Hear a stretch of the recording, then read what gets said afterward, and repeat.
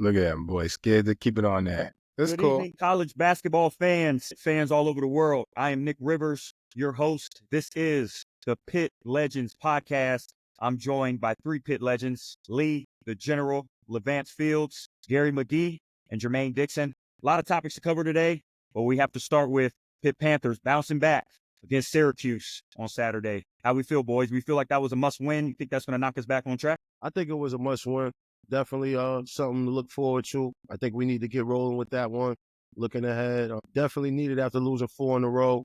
Still was a close game, but once again, we got the win. That was all we needed. Hopefully that builds some momentum for us moving forward. Just watching the game, though, just hope we could do a better job of rebounding. That would be my only thing.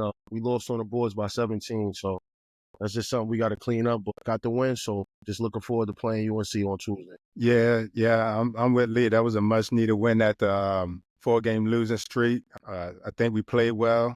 I really believe that we can be a really dangerous team if we can get out in the open court. Yesterday, even though we didn't, rebound well, every time we got out and run, it was easy for our guards. It was easy for, Ish to get open looks or get downhill. Jalen played well. He didn't shoot well, but in open court, it helps his game go to another level. And like Lee said, rebounding we'll take the win. It's hard to win in the ACC, college basketball D1, but we can't have, what's the big kid name from Syracuse? Lampkin. Lampkin had 23 rebounds, 8 offensive rebounds. Like, that can't happen. And me watching it, and I don't, with a win, I don't want to be too negative, but too many guys who were watching. Like, we had four or five dudes around the bar, and they sitting there just looking. Like, that can't happen. Even when we played, I'm jumping up trying to snatch rebounds. Lee, we're going to get rebounds. Like, we helping. Granted, our bigs dominated, but we were still trying to get our rebounds. So we can come in like, hey, I had 5. You know what I'm saying? Like, we got to help. We just got to be better at that. And like I said, we guard oriented. It was good. Ish and Jalen combined for 30 of the, what we scored, 77? 77?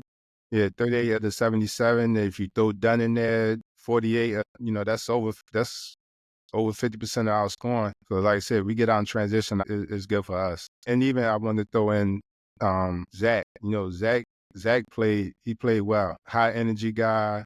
He didn't shoot it well, but he hit big shots when we needed the most. That 3 at the top of the key was huge. So shout out to the guys, and we just gotta keep it going. Yeah, it was a great win. Like both you guys said, it's coming off a 4-game losing streak. Getting the win was the most important thing. You backing off what y'all said. Also with the rebounding thing, and you can't get beat on the glass like that. It's just hard. It's gonna be hard to win. Like we said the last time, we got to continue to try to fix that on the glass. Giving up 8 offensive rebounds on one guy, we got to do probably a job of just sometimes face guarding, face blocking out guys that's are great rebounders. I'm glad we got the win. We took care of the ball well when we had 3 turnovers. That's to the guards. Handled the ball well, pushed it up the court, got some good shots, and it was a great win for us. Zach also, like you said, Zach played great. He made big shots. He had 3 blocks. He was all over the place, 2 steals. He was everywhere. It was a big win for us. I'm excited for the next game. The UNC, it's a big game for us to try to go out there and get that one, put a streak together. People have been asking a lot more of our front court, but I think Korn had a pretty good game. I think he was, he got out rebounded, but I think he still did a good job to contribute down low. That's what a lot of people have probably been saying has been missing during this 4-game losing streak. I was glad that we finally got him with some pick and rolls. He's a good roller. He rolls fast. He's pretty athletic. They ran some plays at the beginning of the game, got him some buckets in the paint, got him going. So that's good. That's something that then we talked about a couple episodes back to try to get him going early with some pick and rolls, some touches, so he can get some easy buckets to, like you said, man, before, if he gets a couple easy buckets, we're going to rebound and do everything. So I was glad to see him do that. I think he finished with 7 rebounds, which isn't bad. So that was a good game for him. Yeah, I mean, it was a battle. I feel like, Pitt towards the end kind of pulled away, sustained the lead at the end, even though Syracuse had that late push. But as we know, there's been a lot of battles between Pitt and Syracuse. Syracuse is probably our natural rival in the ACC, really the only rival left Pitt has since they joined the ACC. There's been a lot of battles, a lot of close games. Do you guys, any games in particular stick out in your mind and just the history of Pitt basketball, ones you played in that you remember most? I remember my sophomore year playing in the Carrier Dome.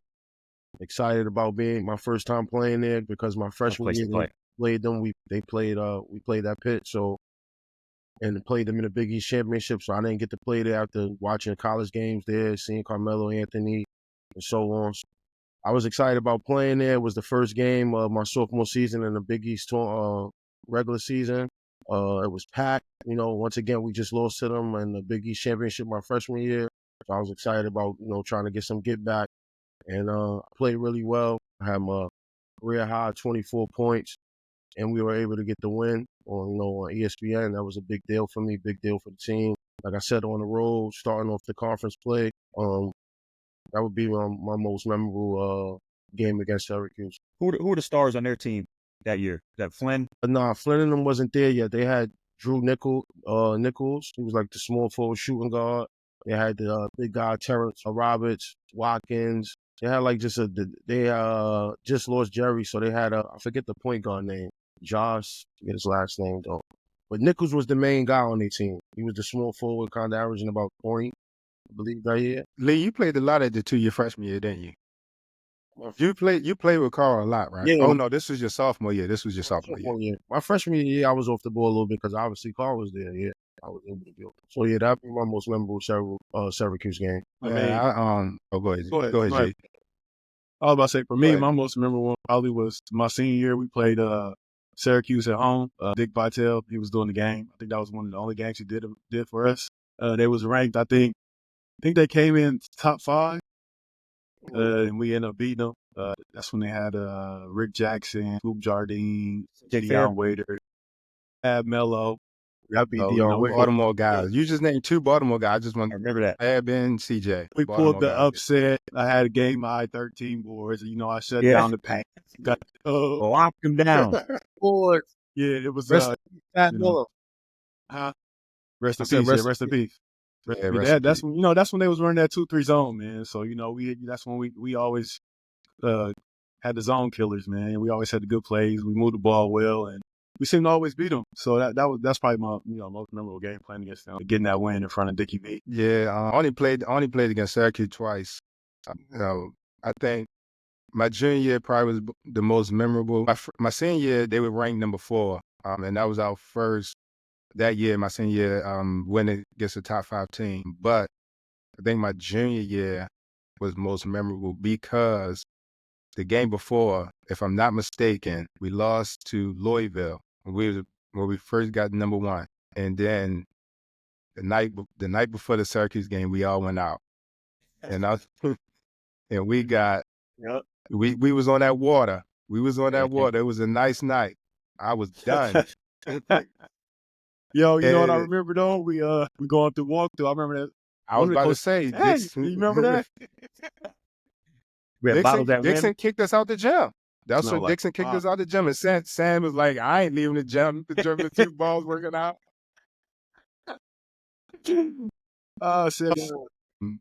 Yeah, but we came in that game and we dominated, and that was probably I was a defensive stopper, and that's probably my best game against a top guard in Johnny Flynn. He shot 3 for 14. Tough night for him. Yeah, that's definitely my most memorable. And I pit route and shit on the glass. Yeah, I remember that. I got that nasty. And I had to do that because Levance was pissed at me because I got him a turnover. Yeah, damn right. Yeah, if you see that play, as soon as that threw the ball. I seen the still picture. I remember you was pissed. No, I'm talking about what you blocking it though. My block. Oh yeah, I'm up there. Top of the glass. I might throw that on Instagram. Yeah, I know you got that pic somewhere. I've seen it. They might got it. Next podcast episode that you got to put that picture in the background. Hey, tell the editing team tell the editing team to clip that on there. You got to frame that. Clip that up. No, Tony Salisi, put that on the undershirt. Shout out my man Tone. Yeah, but I remember all Syracuse games at Syracuse. I feel like Syracuse is one of the most unique places to play. Just how it's in the middle of a football field, so you kind of feel like it's empty, but you have 35,000 people on top of you. What makes it so difficult to play there? How do they have their home court advantage? Or how does it feel playing there versus other arenas? Yeah, I told you I only played Syracuse twice, and we went up there and we kicked their ass. So it wasn't just difficult for me, and I shot well. I had before Providence, that was my career. I gained 21 points. So hey, send me up there every game. And you want to go play every game? No. Yeah. Yeah, go I play was in the gonna say carry that they got like a root. I was gonna say like a ritual for their fans that they don't sit down till they score the first bucket. I believe something like that in Syracuse. I remember. I think that game when we played the one you talking about, man, we had them on lock for the beginning. They couldn't sit down. They couldn't sit down for a minute. So I remember that Yeah. about playing up there. Yeah. Like you said, Nick, it's like a football field. So it's like you see the fans, but I see a lot of empty space as well. I'm like, so it's different from anywhere else you play. Like, but you Yeah, the depth definitely still perception. hear they crowd. It's loud. But yeah, and as far as the Big East at that time, it was nothing too different from any other place on the road. Yeah, it ain't Louisville. I'll tell you that much. It ain't like playing in the Yeah, the Freedom Hall. Freedom Hall. Yeah, with the whiteout. Yeah. Yeah, that The was young different. And I wanna say, Dante Green, we whipped y'all ass. Dante was talking a lot of shit when we was talking about Cooper Flag. He said we was wrong. The Cooper Yeah. Flag bust our ass. Yeah, Dante, take that.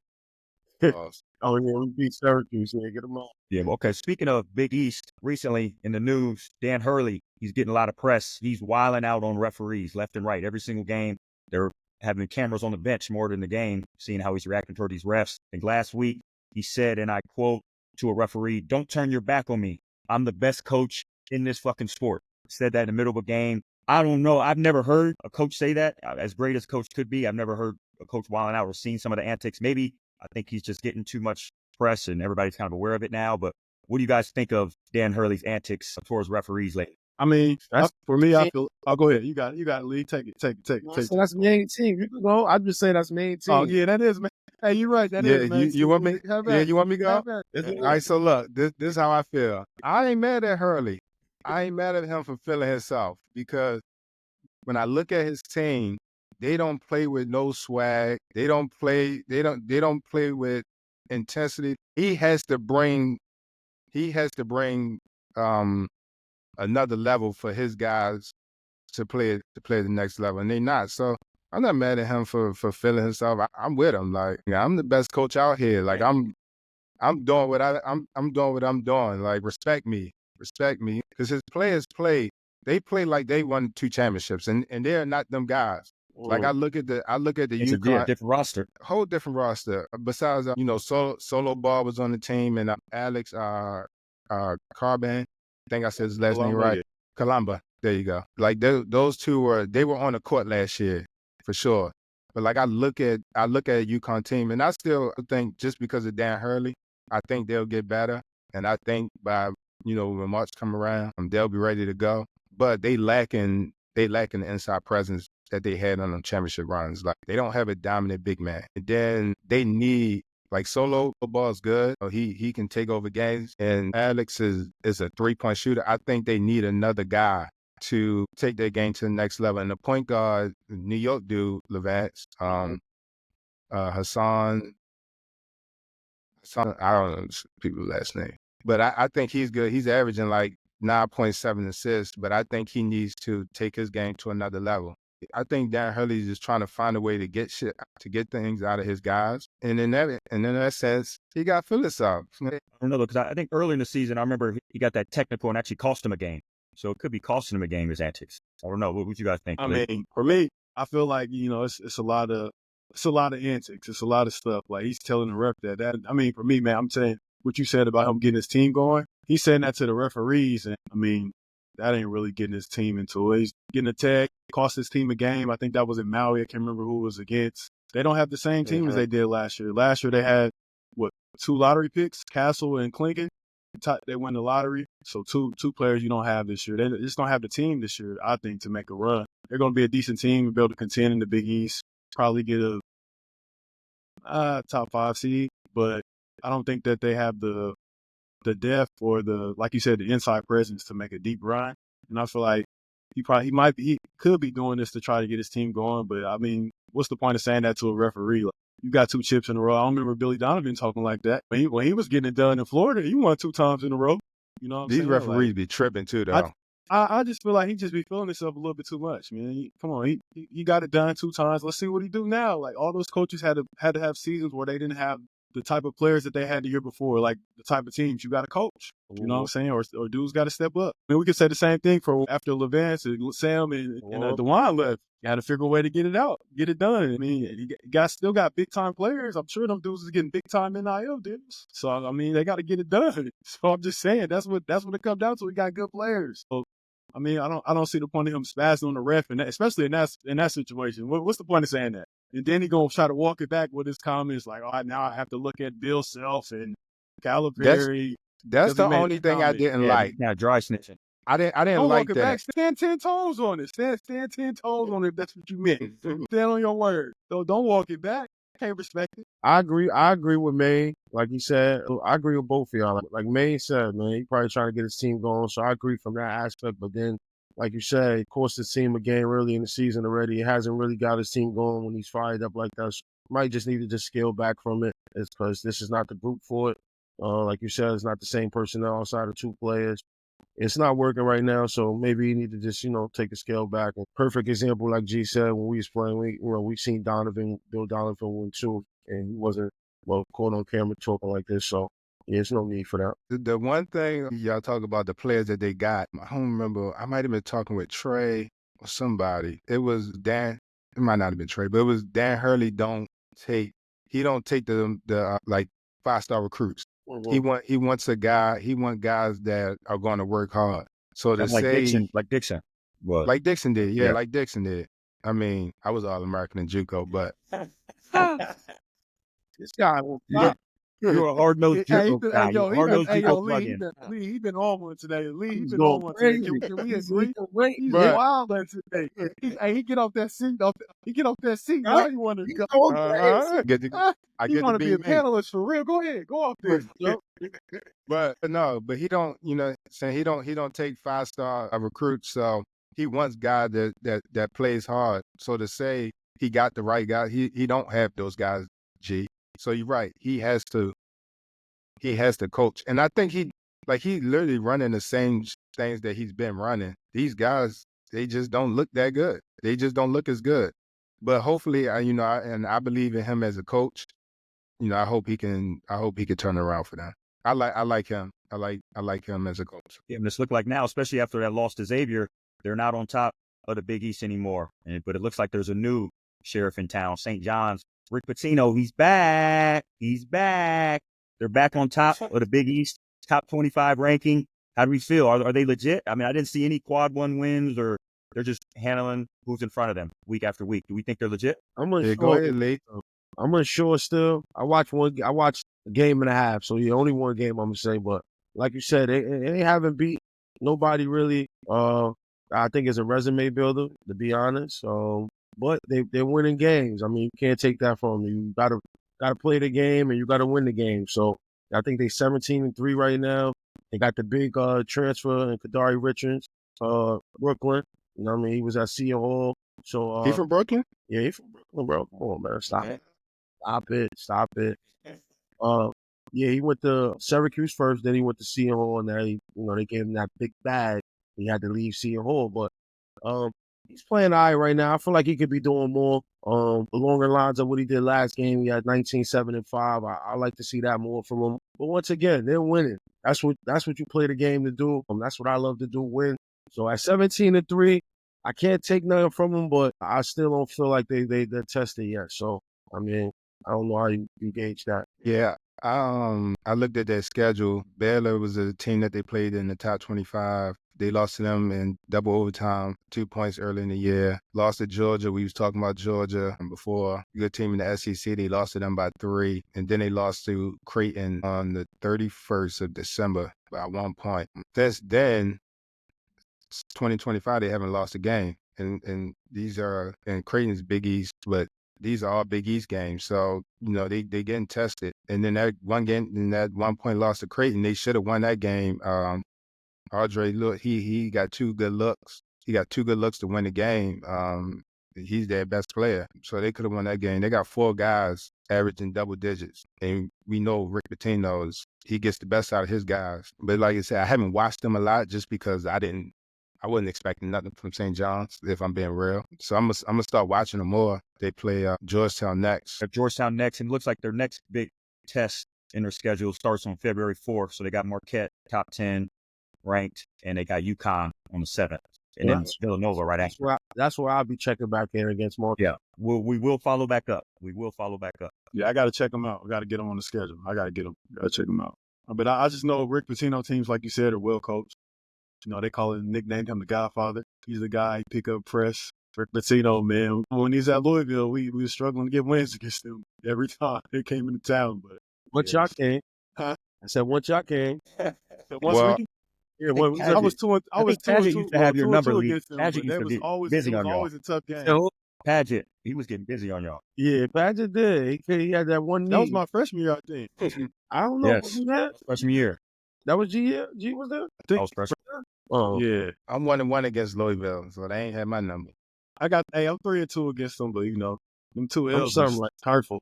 Right. I lost them 5-3. in the first. We lost in the Yum Yum when the first game we played in. I think they had just opened it my senior year. Yum Yum Center. We lost overtime. That's when they had Peyton Siva, Gorgie Jang, and who else they had? Somebody else I can't remember right now. But yeah, Smith. Russ Yeah, Smith? Smith. Yeah, Smith. Yep. That squad. Yeah, he was killing. Samato get you buckets. Edgar. Shit, Samato get you buckets. Nah, that was one of my toughest days in the post. I ain't gonna lie though. My junior year, we played him at came to the peak.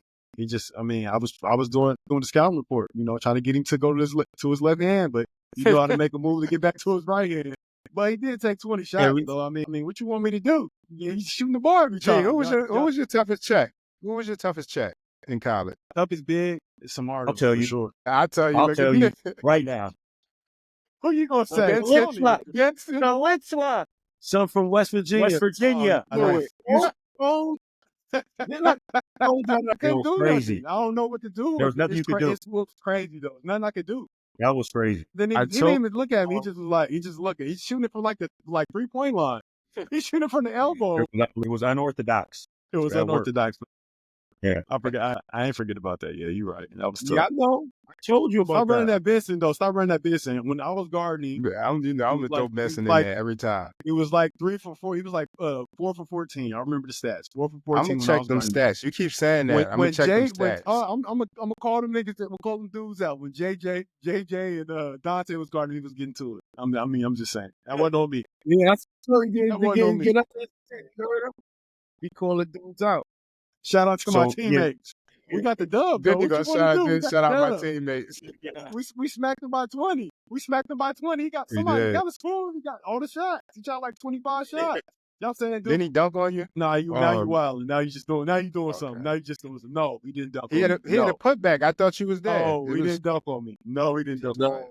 That was wild. It might have been Dante. Hey, Might have chill been out. Dante. Get it back to Rick Pitino. I mean, all of us put together probably played him over a dozen times. We know players who play for him. What do you think makes him so great? How he's been able to kind of reinvent himself after, kind of getting blackballed for a little bit out of the league. Now he's back on top of the Big East, on top of a major conference. What makes him great, do you feel? I think when his pedigree and his background, he got guys that went to the pros. As a youngster, when you want to go to the next level, you want to get coached by a guy you think can get you there. I think that first and foremost gets him in the door with kids. Then seeing how he lets you play. I mean, a lot of people might not want to press because of that press and that style. He lets his team usually play up tempo. They're usually a fast-paced team, shoot a lot of threes, let his guards play from what I've always saw. And whether pick and roll or if you're able to get to the basket, he gives you the light to go to the basket. So I think it's not a hard choice to play for a guy like that. Once again, he got in a little bit of trouble, but who hasn't? And I think his pedigree speaks for itself. He got some Final Fours. He got a championship, obviously. A couple, I believe, right? 2 he has now. So, I mean, I think it's not a difficult choice when it comes to Rick Pitino when you have him inside. And that's what happened this year in the summertime with Kadari Richard leaving Seton Hall to go there. NIL has something to do with that, a big part to do with that, what they gave him. Rick Pitino that's why. He brings that to the table. I mean, we heard stories before. Now in NIL, Rick Pitino getting that done. It's a no-brainer. That's what I was going to say. I think like what he got in trouble for, not to bring it up, and I'm not going to say specifically what it was, but that right there lets you know he is a player's coach. people gonna go to war for him. Well, imagine if B Knight was our head coach at Pitt. We'd have ran through every wall in the Pete.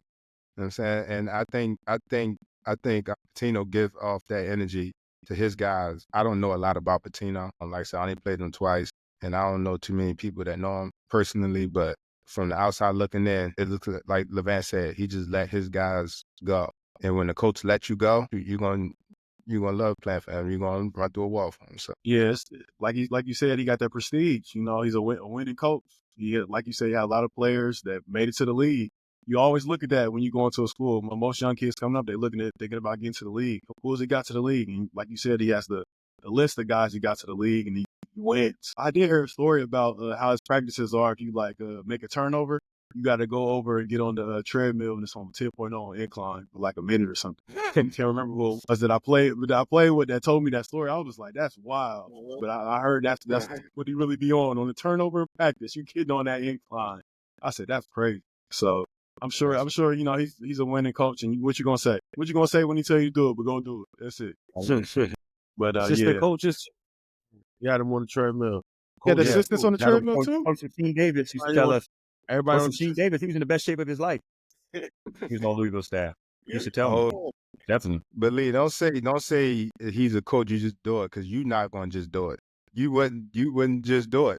I don't believe it. We're all different. That's the thing. I'm not speaking from what I would have done. Lee, you never turned the ball over. He ain't getting on the track. Sushi with my man Derek Character, man.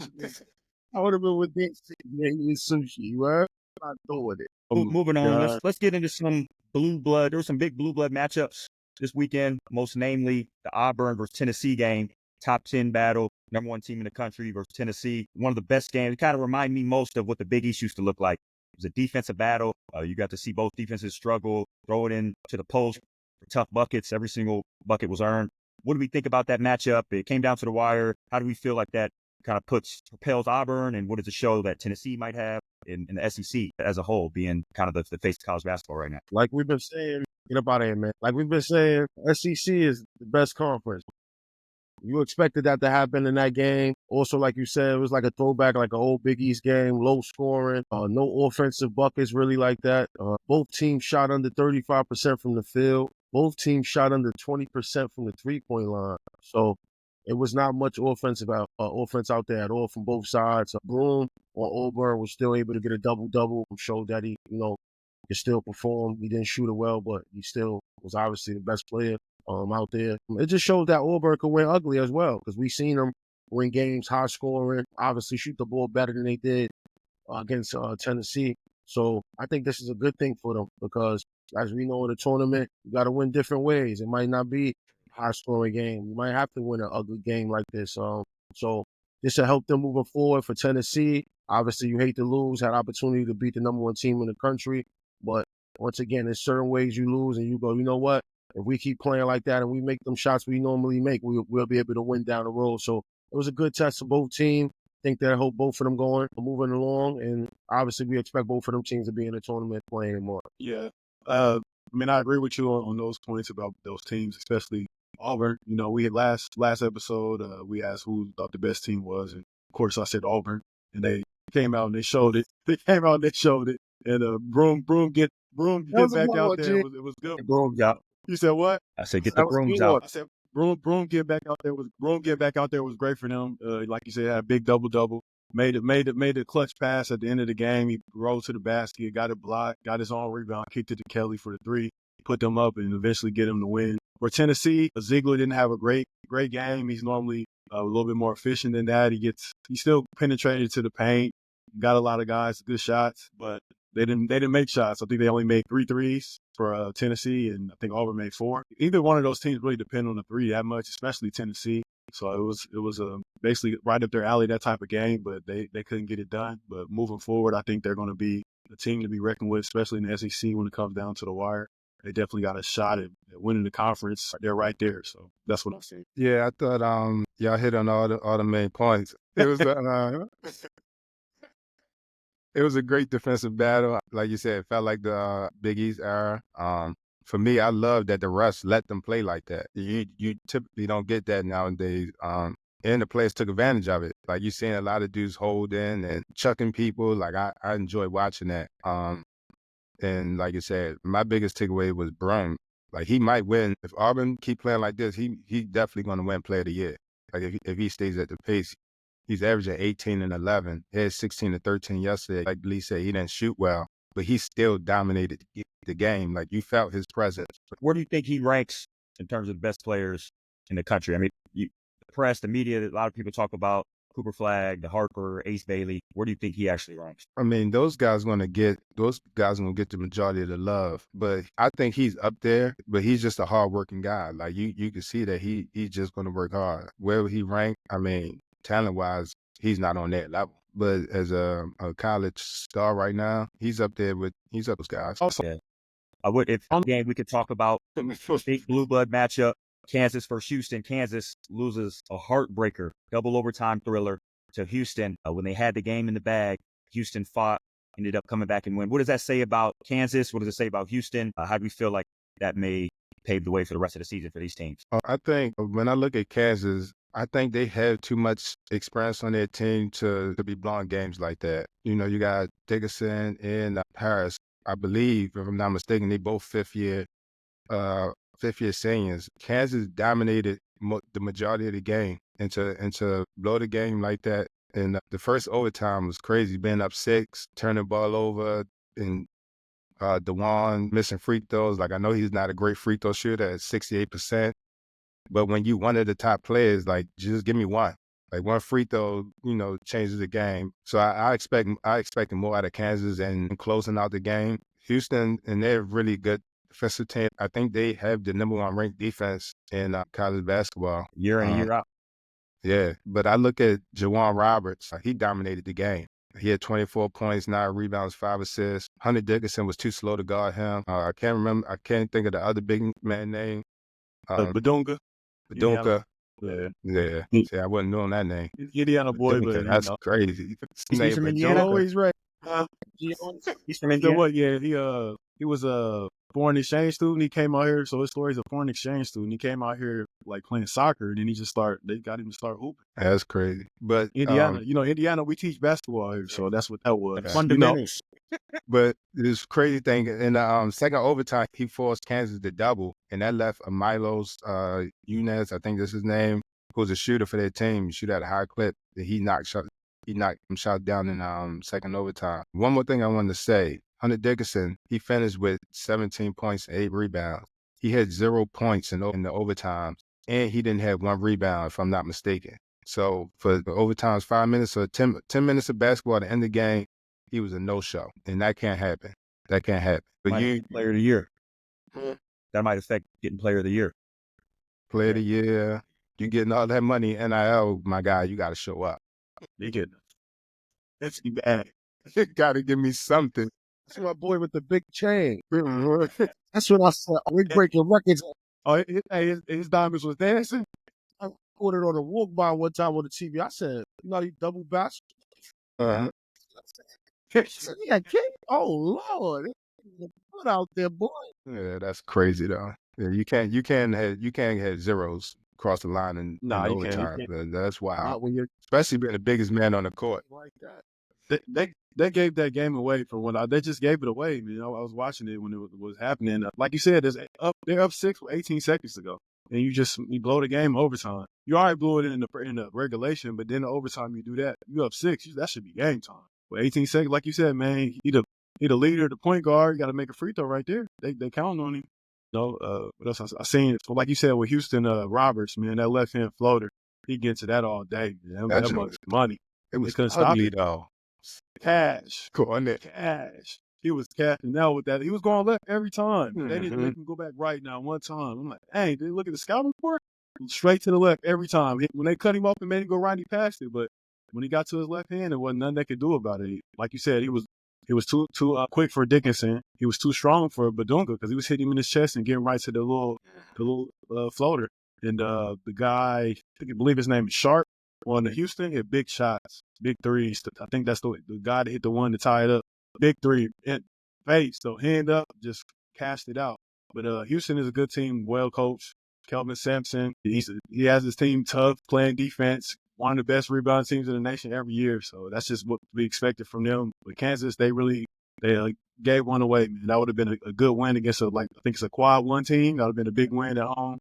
They blew it. Houston got it, and they're gonna be looking good in the Big 12. So let's look Hold on, forward to the my bad, Nick, real Go quick. Well, all these old coaches, you got Kelvin Sampson, Bruce Pearl. Pitino. We always talk about there's always time for new coaches. But with these old coaches, they still winning. Like, they never gonna leave, huh? No, why would I leave? Rick Pitino? Why would I? Like, they in their 70s, early Yeah. 70s, late They don't- 60s. They don't leave until they get in trouble or they just really gonna be done. They know how to Like- put a program together. They just stay all the way because they keep winning. The school ain't never gonna make them leave. So Keep winning, they're gonna stay. that's crazy. And no young coaches. What's your big shot? I mean, coming out of high school, if you want to, I mean, with that, would you factor that in? A young coach, or you want a coach that's going to get you to the next level with a proven track record, with a long resume? What do you think? I'm trying my man Trey to get a head coach. Oh, yeah. Shout out Trey Woodall stepping in as interim head coach at Fordham. Big W. We always got to shout out our alumni doing great things. Him and Ronald Ramon getting their first W at the helm at Fordham. That's a great game. What do you think? What's in store next for Fordham? Was that the first win in A10 also? Yep. First conference one. Was it? Big Yeah, dub. they need He led him to the first conference win. That's big. Shout out- on the year. Yeah. I was able to Congratulations, Conference brothers. too. Anything can happen, especially come championship time, come conference championship time. Anything can happen. I don't really know their conference, who in the league right now, but I mean, I think it's still open, but it was just good to see the bros get a win. I saw it in person, so hopefully that continues. It's the second game out of 4 games, so 1-1. Got the win in front of his home crowd. Great to see our 2 Pitt brothers. Also got to see Terrell Biggs. He was there supporting. So it was just a good day. Great for them. Looking forward to their next game. I think they play Wednesday against LaSalle at LaSalle. You driving down to Philly? I'm going to try, man. I was talking to Trey. I'm going to get back to him on Tuesday, yo, man. I ain't making no Sunday. I'll get back to him on Tuesday. See. Yeah, I'm gonna check them out when they come down to Duquesne. Yeah, that's what they play today. You Joyce and them, They go to Duquesne as well? Or you just making that up, Nick? wow, they probably They go to the game. Okay. Yeah. You think he making it up? I've been known. What you on? But Yeah. let's look forward. Let's get back to Pitt basketball. So coming off a big win against Syracuse, doesn't get easier this year in the ACC, especially losing 4 straight, but starting to bounce back. How do we feel on Tuesday night, the late game, 9 p.m. game, Eastern time against North Carolina, another solid team in the ACC? What do you think are the keys to victory, to continue the momentum for Pitt basketball? We on the PN. Yeah, I think it's PN, man. Let's go. No, we on the PN. yeah, we on the PN. That's what I'm saying. We on the What PN. you used to say? Leave them lights is bright. Lights is bright. We on the PN. Whenever the lights was bright for me, I sold up. Except for All I said was Villanova. PN, man. My bad. Let me get to it. Hey, I can't help Lee, myself. He move over a chair. He started acting different, don't he? That boy been You gotta that boy love pod yourself. today. You gotta love yourself. You gotta love yourself. What? Great. But the keys to win these games is we got to rebound. We have to rebound. Defense, we have to play good team defense. And we got to shoot well. Like, it's good to get those wins and more consistent offense from Jalen Law. He's our best player, and he's not shooting at a high clip right now. And I know he can be better. Y'all know he can be better. He knows he can be better. And he's gonna have a tough matchup against RJ Davis. I'm sure he's looking forward to it. I feel like he stepped up when he's a big name guy. So yeah, I think, like I said, rebounding, playing good defense, and just sticking together. And like I said, I want to see us get out and run. I just hope no good guys show up, man. Yeah. For me, it's the same thing. It's the rebounding thing. Luckily, North Carolina is not a great rebounding team, so that should be a game that we can kind of build our confidence on the glass, kind of figure it out. Once we get stops, get the rebound, and like you said, get up and down and run. Got to continue to get those good shots that we get in transition. Jalen Lowe got to continue to push the pace. Zach Austin got to keep playing like he's playing. He's playing good defense, making big shots. And our bigs, get him in some pick and rolls, man. Get Cam going early. Get him some pick and rolls. Get him the ball. Let him see it go through the hole a couple times. Hopefully he continues to rebound better each game. So looking forward to that. It's at home. It's in the P, right? Playing the P. At the crib. Got to get one on ESPN. What better than to get another one? Looking forward to them get one, going home and get one at the crib. Like we've been saying, our guards lead us in scoring, and if they play well, we usually win. So this matchup is going to come down to the guards. Obviously for us, Low and Ish. And then on their side, they got Ian Jackson and R.J. Davis. So we got to be able to match their intensity. I think we will.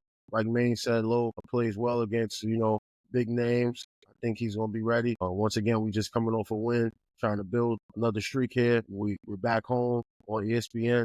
So I think the guys will be ready, and it's going to come down to that. Whatever two guards play better, I think going to put their team in the best situation to win the game. And also just like Gary said, hopefully this could be a game. North Carolina is not a great rebounding team where we could have a great rebounding game, and we could build on that as well. I would also like to see, we pretty much playing 6 guys. And probably not going to change if no one else is giving us anything. I think Cable said that before. You get in and you're not giving us nothing, going back to the bench. But I would like to see us, get a pop in more. I want to see Brandon play more. I think he can.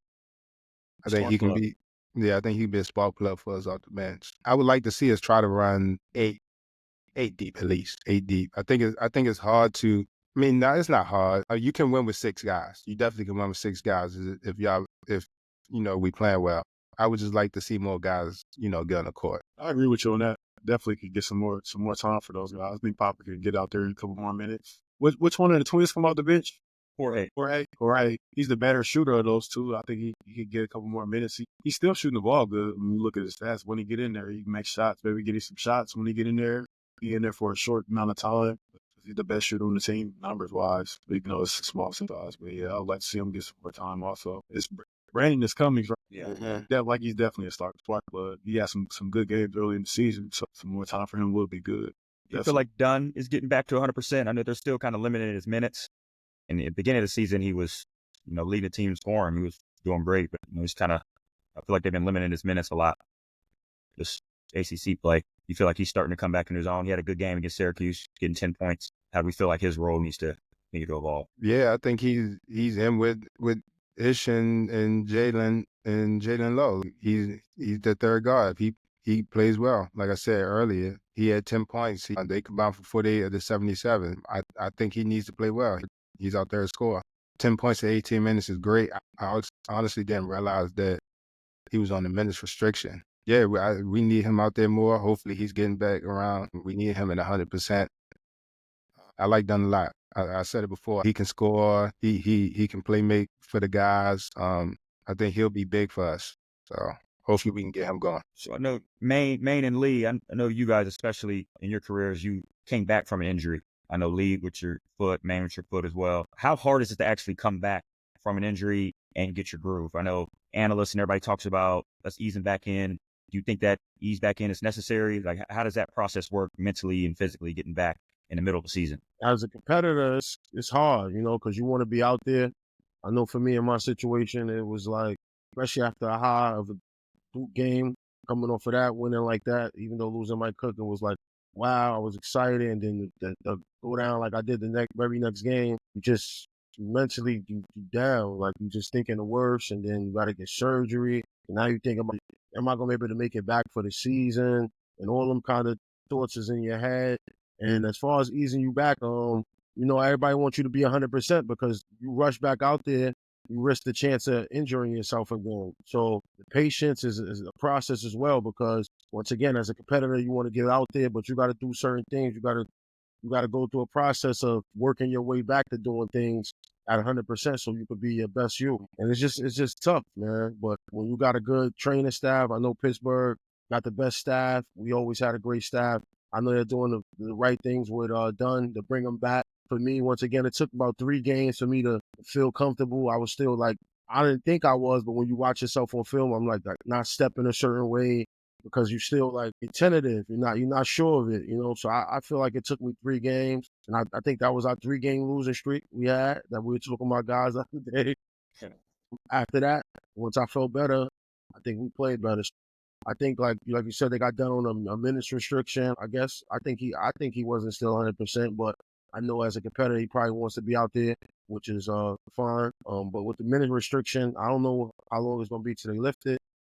I guess it determines on how he's feeling. Yeah, Lee hit on everything 100%. Even for me, like Lee got hurt during the season. I got hurt in the off season, and I thought I was Iron Man. I was trying to rush back and came back too fast and hurt it again, just like that. So yeah, you got to have patience. You got to have patience. Always trust whatever they tell you to do, you do. Just give 110% at trying to get back. So hopefully he's doing that. Don't rush it. Levan's hit on everything. Ain't much to add. I'm gonna add one more thing though. To that. No, but like just on patience. And once again, in my situation, I came back that year and we won. We had a good finish of the year, but I re-broke it in the summer. After I feel like I listened to what the doctor said. Here or there, I re-broke it. I had to go through a whole process of missing preseason, not going through no workouts with the team. And this is my last year. I'm pissed because I feel like every day I'm not out there, I'm missing that chemistry. I'm just missing something. And I had to trust the medical staff again, listen to them, be patient, which we did. And it was, our best season, I think, historically. So you got to be patient and you got to trust the medical staff and the team. I was about to give myself some kudos for that, but just chill out. I think your kudos meter is you done, bro. You done. Over. I don't want to hear nothing else about your career today, dog. I'm done. Oh, hold on. I was talking to Trey. The other day. Right? We was talking about the Villanova game when you putting the ice on. It wasn't Nick. It was Trey. Trey told me it was him. Make sure that's known. That was Trey? Trey said Trey was like, I was LeVan's Duke boy. I did whatever Lee needed me to do. What he said? That he was like, get that fucking ice. He said, I ran and got the ice. He said, I put the rag on him. I rinsed to make sure it was back on. That was you, Nick, my man. I was on film. I gave you credit for that, Nick. Nah, that wasn't me. Trey was moving like a manager. He had the headband on and everything. That's what I'm saying. That's funny. This whole Trey said, was Nick. I was like, right? I was like, that was Nick that did it. I was so that was Trey. So I'll take the credit. I did a lot, but that wasn't me that game.